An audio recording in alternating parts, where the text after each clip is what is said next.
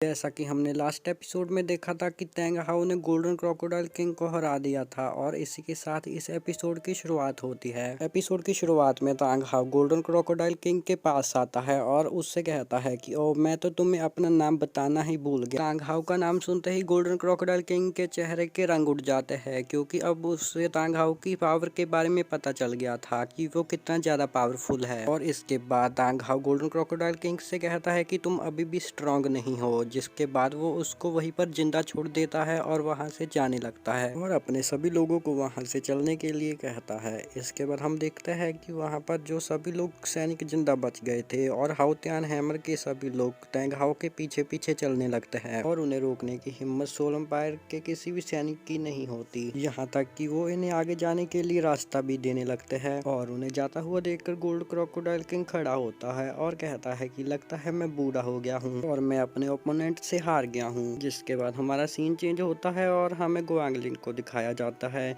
जो कि बहुत गुस्से में होती है क्योंकि वो अभी तक हाउतियान हैमर की उस फॉर्मेशन को नहीं तोड़ पाई थी, इसीलिए वो बार बार उस फॉर्मेशन पर अटैक कर रही होती है। लेकिन तांग जियो के रहते उस फॉर्मेशन को तोड़ना इतना भी आसान नहीं हो रहा। इसके बाद हम चौथे फ्लेम ग्रैंड लॉयन मास्टर को देखते हैं, जो कि अपनी night soul skills cold shattering and death का यूज करते हैं और अपने स्पिरिट बीस्ट को बाहर निकाल लेते हैं और स्वॉर्ड मास्टर और ग्रूम पर अटैक करने के लिए आगे बढ़ते हैं। और तभी हम देखते हैं कि चीफ निंग इन दोनों की पावर को बूस्ट कर देते हैं। इसी के साथ स्वॉर्ड मास्टर और ग्रूम अपनी फुल पावर के साथ लॉयन मास्टर के इस अटैक को रोक देते हैं। जिसके बाद हमें फिर से गुआंगलिंग को दिखाया जाता है, जो कि हाउतियान हैमर के उस तकनीक को अभी तक नहीं तोड़ पाई थी, इसलिए वो गुस्से में लगातार उस पर फिर से वार करने लगती है, जिसे देखकर तेंग लियू भी अपना हैमर घुमाकर गुआंगलिंग की तरफ छोड़ देता है, जिसे देखकर कि गुआंगलिंग घबरा जाती है और उसे रोकने की कोशिश करती है और अपने सामने एक शील्ड बनाती है। और तभी उसकी मदद के लिए लॉयन मास्टर और किंग लुआन मास्टर आ जाते हैं और फिर ये तीनों एक साथ मिलकर तेंग लियू के साथ फाइट करने लगते हैं। पर दूसरी तरफ तेंग लियू अकेला ही इन तीनों के पावरफुल अटैक्स को रोक रहा होता है और वो अकेला ही इन तीनों को अच्छी टक्कर दे रहा होता है। वो इन तीनों के अटैक को एक ही टाइम पर रोक रहा होता है और इसी के साथ काउंटर अटैक भी कर रहा होता है। यहाँ हम देख पाते हैं कि तेंग लियू की पावर इतनी ज्यादा बढ़ चुकी होती है कि वो 90+ लेवल वाले मास्टर के साथ अकेला ही फाइट कर रहा होता है। इसके बाद ये तीनों फ्लेम मास्टर एक साथ अपने सबसे ज्यादा पावरफुल अटैक तेंग लियू पर करते हैं, लेकिन तेंग लियू अपने एक ही अटैक से इन तीनों के पावरफुल अटैक्स को बीट कर देता है और इन तीनों को बहुत दूर फेंक देता है। इसके बाद लॉयन मास्टर कहता है कि हाउतियान फॉर्मेशन को तोड़ना इतना भी आसान नहीं है। और दूसरी तरफ हम देखते हैं कि तांग हाउ अपने सभी लोगों के साथ जियालिन पास से बाहर आता है और इसके बाद शेरेक्टेवस उनके पास आता है और जी वो तांग सैन से पूछती है कि क्या तुम ठीक हो, जिस पर तांग सैन कहता है कि मैं ठीक हूँ और मैं उम्मीद करता हूँ कि यहाँ से सभी लोग ठीक ठाक बाहर निकल जाएं। जिसके बाद सभी लोग तांग हाउ के पीछे पीछे जियालिन पास से बाहर जाने लगते हैं। इसी के साथ तेंग लियू भी तेंग हाउ के पास आता है और तेंग सेंग को इशारा करता है, जिसके साथ तेंग सेंग अपने सभी सैनिकों को ऑर्डर करता है कि इस समय कैंप की तरफ वापस चले, हम इनके साथ एक और दिन लड़ेंगे। फिर से वो हान एम्पायर के सभी एल्डर भी इस नजारे को देख रहे होते हैं, लेकिन किसी में भी अब भी इतनी हिम्मत नहीं होती है कि वो आगे जाकर इनको रोक सके। जिसके बाद तेंग सेंग के ऑर्डर सुनकर पूरी आर्मी कैंप की तरफ लौटने लगती है। उन्हें जाता देख grand lion master golden crocodile master से कहता है हम लोग इनको ऐसे ही जाने देंगे, जिस पर गोल्डन क्रोकोडाइल मास्टर्स कहते हैं कि अगर तुम इन्हें रोक सकते हो तो तुम जा सकते हो, क्या तुम उनकी पावर को नहीं देख पा रहे हो।